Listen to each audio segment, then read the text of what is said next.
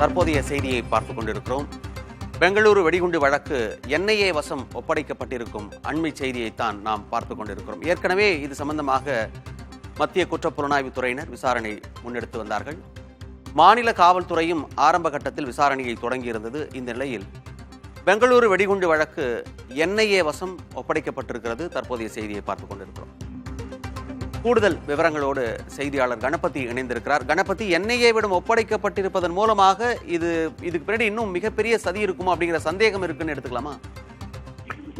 தீவிரவாத தாக்குதலாக இருக்கலாம். தீவிரவாத தாக்குதலாக இருக்கும் பட்சத்தில் தேசிய புலனாய்வு முகமை விசாரணை நடத்த வேண்டும் என்கிற அடிப்படையிலே உள்துறை அமைச்சகம் இந்த விசாரணையை தேசிய புலனாய்வு முகமையிடம் ஒப்படைத்திருக்கிறது. இதுவரை கர்நாடக காவல்துறையினர் இந்த வழக்கை விசாரணை செய்து கொண்டிருந்தார்கள். ஆரம்பத்திலே ஏதேனும் சாதாரண சிலிண்டர் வெடிப்பு போன்ற விபத்தாக இருக்குமோ என்று கூட சந்தேகங்கள் இருந்தன. ஆனால் போக போகதான் தெரிந்தது இது ஒரு வெடிகுண்டு தாக்குதல். இந்த வெடிகுண்டை ஒரு நபர் அங்கே கொண்டு வந்து வைத்து விட்டு சென்றிருக்கிறார். அதன் பிறகு அது வெடித்திருக்கிறது என்பதெல்லாம் சிசிடிவி காட்சிகள் மூலமாக தெரிந்திருக்கிறது. ஆகவேதான் இந்த தகவலின் அடிப்படையிலே தேசிய புலனாய்வு முகமையிடம் இந்த விசாரணையை மத்திய உள்துறை அமைச்சகம் ஒப்படைத்திருக்கிறது.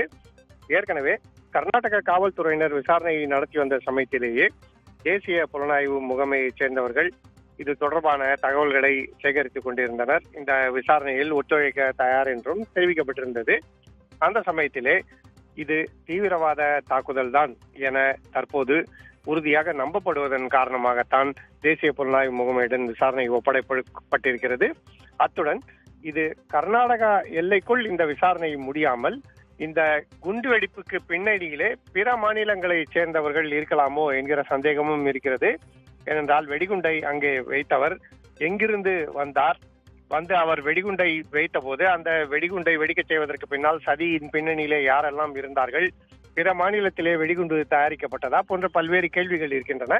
ஆகவேதான் இந்த விசாரணை கர்நாடக எல்லைக்குள் மட்டுமல்லாமல் பிற இடங்களிலும் நடக்க இருக்கிறது. அதுவும் தீவிரவாத தாக்குதலாக இருக்கலாம் என்று உறுதியாக நம்பப்படுவதன் காரணமாக தேசிய புலனாய்வு முகமையிடம் இந்த விசாரணை ஒப்படைக்கப்பட்டிருக்கிறது. மணிமாறன், பொதுவா எந்த மாதிரியான சம்பவம், எந்த மாதிரியான இந்த சதி வேலைகள் அப்படின்லாம் இதெல்லாம் இவங்க கிட்ட ஒப்படைக்கலாம்னு ஒரு வரையறை இருக்கும் இல்லையா?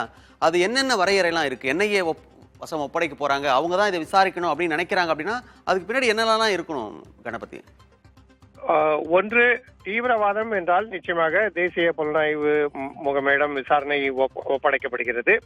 இரண்டாவது, தேச விரோத செயல்கள், தேச விரோத சக்திகள் அல்லது நாட்டுக்கு வெளியே உள்ள சக்திகளுக்கு தொடர்பு இருக்கிறது என்று சந்தேகம் இருந்தால் அத்தகைய விசாரணைகளும் தேசிய புலனாய்வு முகமையிடம் ஒப்படைக்கப்படுகிறது. இதை தவிர ஆர்கனைஸ்டு கிரைம் என்று சொல்லப்படும் நிழலுலக தாதா கும்பல்கள் தொடர்பு இருந்தால் அத்தகைய விசாரணைகளும் தேசிய புலனாய்வு முகமையிடம் ஒப்படைக்கப்படுகின்றன. இதை தவிர பல்வேறு மாநிலங்களை சேர்ந்த குற்ற செய்பவர்கள் இந்த பின்னணியில் இருக்கலாம் என சந்தேகப்பட்டால், அதாவது இன்டர்ஸ்டேட் கனெக்ஷன் என்று சொல்வார்கள், பல்வேறு மாநிலங்களை தொடர்புடைய குற்றவாளிகள் சம்பந்தப்பட்டிருந்தால் அத்தகைய வழக்குகளும் தேசிய புலனாய்வு முகமையிடம் ஒப்படைக்கப்படுகின்றன. ஆகவேதான் இந்த அடிப்படையில் பல்வேறு முகாந்திரங்கள் தேசிய புலனாய்வு முகமையிடம் ஒப்படைப்பதற்காக இருக்கிறது என்று உள்துறை அமைச்சகம் உறுதியாக நம்புகிறது. ஆகவேதான் இந்த வழக்கு தேசிய புலனாய்வு முகமையிடம் ஒப்படைத்து உத்தரவிடப்பட்டிருக்கிறது. மணிமாறன், விரிவான தகவல்களை கொடுத்தமைக்கு நன்றி கணபதி.